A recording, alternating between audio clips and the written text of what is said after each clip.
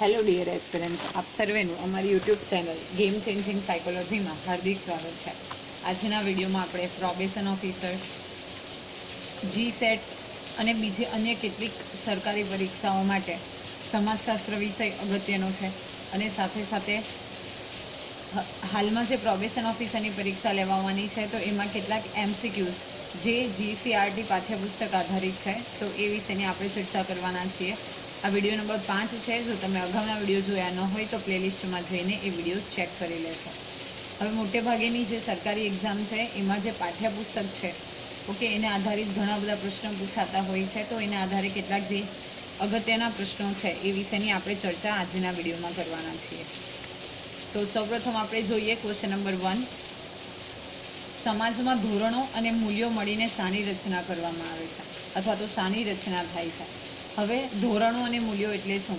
તો સમાજમાં કયા એક્સેપ્ટેબલ વર્ક છે એટલે કે કયું કાર્ય અયોગ્ય છે અને કયું કાર્ય યોગ્ય છે એ માટે જે નીતિ નિયમો બનાવવામાં આવે છે એને ધોરણો કહેવામાં આવે છે.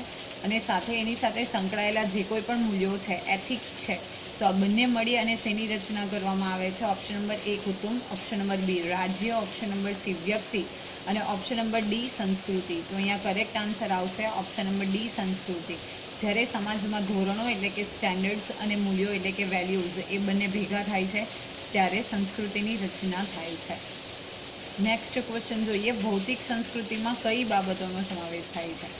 ઓકે, હવે ભૌતિક વસ્તુ એટલે કે આપણે જેને જોઈ શકીએ તો એવી વસ્તુઓને આપણે ભૌતિક વસ્તુ તરીકે ઓળખીએ છીએ. અહીંયા ઓપ્શન છે ઓપ્શન નંબર એ મકાનો, ઓપ્શન નંબર બી ધર્મ, ઓપ્શન નંબર સી સાહિત્ય અને ઓપ્શન નંબર ડી કલા.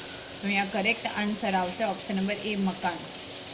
કે જે રેતી, કપચી, ઈંટ ઓકે એ બધી વસ્તુઓના વ્યવસ્થિત રચના પછી બને છે મકાન, તો એ ભૌતિક સંસ્કૃતિનું એક્ઝામ્પલ છે. નેક્સ્ટ ક્વેશ્ચન જોઈએ. અભૌતિક સંસ્કૃતિમાં કઈ બાબતોનો સમાવેશ થાય છે? ઓકે, ઓપ્શન નંબર એ ખોરાક, ઓપ્શન નંબર બી ભાષા, ઓપ્શન નંબર સી વસ્ત્રો અને ઓપ્શન નંબર ડી વાહન વ્યવહારના સાધનો. તો જ્યારે આપણે અભૌતિક સંસ્કૃતિની વાત કરીએ છીએ તો એમાં ભાષાનો સમાવેશ એટલે કે લેંગ્વેજનો સમાવેશ અભૌતિક સંસ્કૃતિમાં થાય છે. નેક્સ્ટ ક્વેશ્ચન જોઈએ. વિશ્વની તમામ સંસ્કૃતિઓમાં સામાજિકીકરણનું પાયાનું કામ કોણ કરે છે? અગત્યનો પ્રશ્ન છે. અથવા તો એવી રીતે પણ પૂછાઈ શકે કે સંસ્કૃતિમાં સામાજિકીકરણનો પાયાનો એકમ કયો છે અથવા તો પાયાનું જે લક્ષણ છે એ કયું છે? તો ઓપ્શન નંબર એ કુટુંબ, ઓપ્શન નંબર બી રાજ્ય, ઓપ્શન નંબર સી વ્યક્તિ અને ઓપ્શન નંબર ડી સંસ્કૃતિ. તો જ્યારે કોઈ પણ સંસ્કૃતિના પાયાના એકમની આપણે વાત કરીએ છીએ તો સામાજિકીકરણનું એટલે કે જે સોશિયલાઇઝેશન છે એનું બેઝ ફેક્ટર જો કોઈ હોય તો એ છે કુટુંબ એટલે કે family. So here the correct answer is option number A. જે કુટુંબ છે, ફેમિલી છે, એ સંસ્કૃતિમાં સામાજિકીકરણનું પાયાનું કામ કરે છે. ઓકે, રાજ્ય એટલે કે આપણે અહીંયા રાજ્ય વ્યવસ્થાના સંદર્ભમાં લેવાનું છે. વ્યક્તિ એટલે કે જે તે વ્યક્તિ પર્સનલ અને પછી છે સંસ્કૃતિ એટલે કે સિવિલાઇઝેશન. સો કુટુંબ જે છે એ પાયાનું કામ કરે છે. નેક્સ્ટ ક્વેશ્ચન જોઈએ. પ્રત્યાયનના માધ્યમ તરીકે કોને ઓળખવામાં આવે છે? ઓકે, હવે આપણે પ્રત્યાયનની વાત કરીએ તો પ્રત્યાયનનું માધ્યમ તરીકે કોને ઓળખવામાં આવે છે? ઓપ્શન નંબર એ ટેલિવિઝન, ઓપ્શન નંબર બી કુટુંબ, ઓપ્શન નંબર સી શાળા અને ઓપ્શન નંબર ડી મિત્ર જૂથ. ઓકે, તો પ્રત્યાયન કમ્યુનિકેશનના માધ્યમ મીડિયમ તરીકે કોને ઓળખવામાં આવે છે? તો ટેલિવિઝન. ઓકે, ટેલિવિઝન જે છે એ પ્રત્યાયન એટલે કે કમ્યુનિકેશનનું મીડિયમ છે. નેક્સ્ટ જોઈએ. માનવ સંબંધોની વિકસતી પ્રક્રિયાને શું કહેવામાં આવે છે? જ્યારે માનવ સંબંધોમાં વિકાસ થાય છે તો એના આધારે જે પ્રક્રિયા થાય છે તો વિકસતી પ્રક્રિયાને શું કહેવામાં આવે છે? ઓપ્શન નંબર એ સામાજિકીકરણ, ઓપ્શન નંબર બી વાતાવરણ, ઓપ્શન નંબર સી મૂલ્યો અને ઓપ્શન નંબર ડી સમાજ. તો વાતાવરણ એટલે કે જે આપણી આજુબાજુના ફેક્ટર્સ છે, પરિબળો છે એના આધારે રચાતું વાતાવરણ. પછી છે મૂલ્યો એટલે કે એથિક્સ, સમાજ એટલે કે સોસાયટી. તો જ્યારે માનવ સંબંધોના વિકાસની પ્રક્રિયાને આપણે સામાજિકીકરણ એટલે કે સોશિયલાઇઝેશન તરીકે ઓળખીએ છીએ. વિશ્વની તમામ સંસ્કૃતિઓમાં સામાજિકીકરણનું પાયાનું કામ કોણ કરે છે? હમણાં જ આપણે જોયું કે દરેક સંસ્કૃતિમાં સામાજિકીકરણનું જે પાયાનું એટલે કે બેઝ કામ છે, અગત્યનું મુખ્ય કામ છે કુટુંબ કરે છે. ત્યાંથી જ ઓકે, જે કોઈ પણ મૂલ્યો છે, જે કોઈ પણ વસ્તુઓ છે, શિસ્ત છે, ઓકે, સાચું બોલવું, એ કોઈ પણ જે મૂલ્યો છે, એથિક્સ છે, એ બધું કુટુંબમાંથી શીખવવામાં આવે છે. તો કુટુંબ એ પાયાનું કાર્ય કરે છે. નેક્સ્ટ ક્વેશ્ચન જોઈએ, ધેટ ઇઝ ઇમ્પોર્ટન્ટ વન. કયા સમાજશાસ્ત્રીના મત પ્રમાણે સમાજના સભ્ય તરીકે મનુષ્યએ મેળવેલા જ્ઞાન, માન્યતા, કલા, કાયદા, કાનૂન, નીતિ નિયમો, રીત રિવાજો તથા અન્ય સર્વ શક્તિઓ અને ટેવોનો બનેલો સમગ્ર સંકુલ એટલે કે સંસ્કૃતિ?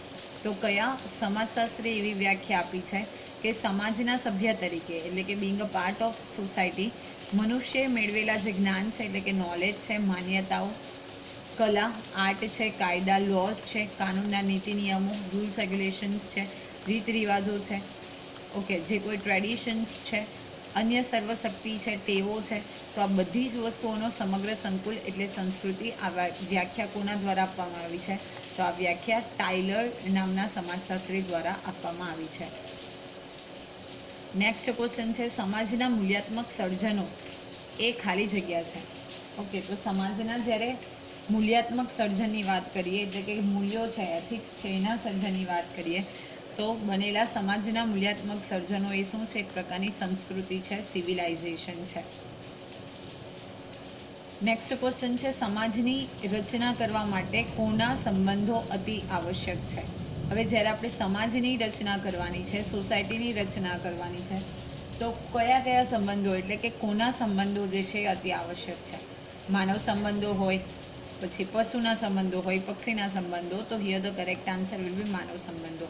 કારણ કે માનવ સંબંધો જ એક જૂથની રચના કરશે અને જૂથની રચનાને આધારે જ સમાજની રચના થાય છે. Okay, this is the common question કે અખબાર એટલે કે જે ન્યૂઝપેપર્સ છે, ફિલ્મ છે, રેડિયો છે, ટેલિવિઝન છે, ઇન્ટરનેટ, મોબાઈલ ફોન જેવા સમૂહ માધ્યમો એટલે કે માસ કમ્યુનિકેશન મીડિયા છે, તો એને અંગ્રેજીમાં શું કહેવામાં આવે છે? જો અખબાર, film, radio, television, internet, mobile phone, આ બધા મીડિયમ્સ એવા છે જેમાં તમે એક ગ્રુપમાં કમ્યુનિકેશન એટલે કે વધારે બહોળા પ્રમાણમાં સંચારનું માધ્યમ છે, એટલે કે આપણે એવું કહી શકીએ કે મેસેજ જે છે એને તમે કન્વે કરી શકો. તો આવા જે મીડિયમ્સ છે એને આપણે માસ મીડિયા તરીકે ઓળખીએ છીએ. નેક્સ્ટ ક્વેશ્ચન છે, જે પદાર્થોને માનવ જોઈ તેમજ સ્પર્શી શકે છે તેને કઈ સંસ્કૃતિ કહેવામાં આવે છે? હમણાં જ આપણે મકાનનું એક્ઝામ્પલ જોયું હતું કે જે કોઈ પદાર્થ છે, ઓકે, એને માનવ જોઈ શકે, ઓકે, એટલે કે એને નરી આંખે જોઈ શકે પ્લસ એને સ્પર્શી શકે, એને ટચ કરી શકે, તો એવી સંસ્કૃતિને કેવી સંસ્કૃતિ કહેવામાં આવે છે? તો ભૌતિક સંસ્કૃતિ. અને અભૌતિક સંસ્કૃતિ એટલે કે આપણે એને ખાલી ફીલ કરી શકીએ, અનુભવી શકીએ, એને આપણે સ્પર્શી શકીએ નહીં, તો એને આપણે શું કહીએ? અભૌતિક સંસ્કૃતિ. જેનું ઉદાહરણ આપણે જોયું ભાષા.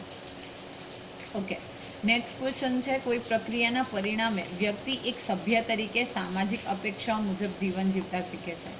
કોઈ પ્રક્રિયા એટલે કે કઈ પ્રક્રિયાના પરિણામે વ્યક્તિ જે છે એક સભ્ય બને છે, ઓકે, એક સિટીઝન પ્રોપર બને છે અને જે સમાજની અપેક્ષાઓ છે, જે આપણે જોયું કે સમાજના જે ધોરણો છે, તો એ પ્રમાણે અપેક્ષાઓ મુજબ પોતે જીવન જીવતા શીખે છે. તો એવી કઈ પ્રક્રિયા છે? તો સામાજિકીકરણ એ એવી પ્રક્રિયા છે કે જેમાં સમાજમાં શું કાર્ય કરવાનું છે એટલે કે કયું કાર્ય યોગ્ય છે અને કયું કાર્ય અયોગ્ય છે એ વિશેની વ્યક્તિને માહિતી મળે છે અને સમાજની અપેક્ષાઓ જે સેટ કરેલી છે એ મુજબ વ્યક્તિ જે છે એ જીવન જીવતા શીખે છે. તો here the correct answer will be સામાજિકીકરણ એટલે કે સોશિયલાઇઝેશન. ઓકે, એટલા માટે જ વ્યક્તિઓ એટલે કે જે માનવજાત છે એ અને બાકીના પશુ પક્ષીઓ છે એમાં આપણે અંતર જોઈ શકીએ છીએ જસ્ટ બિકોઝ ઓફ સોશિયલાઇઝેશન એટલે કે સામાજિકીકરણ. તો આશા રાખું છું કે આ વિડીયોમાં તમને સમજ પડી હશે. વિડીયો પસંદ પડે તો વિડીયોને લાઇક કરી અને શેર કરવાનું ભૂલશો નહીં. અને આવા જ વધુ વિડીયોની અપડેટ્સ મેળવવા માટે even you can subscribe our YouTube channel game changing psychology. Thank you for watching the video. Have a nice day.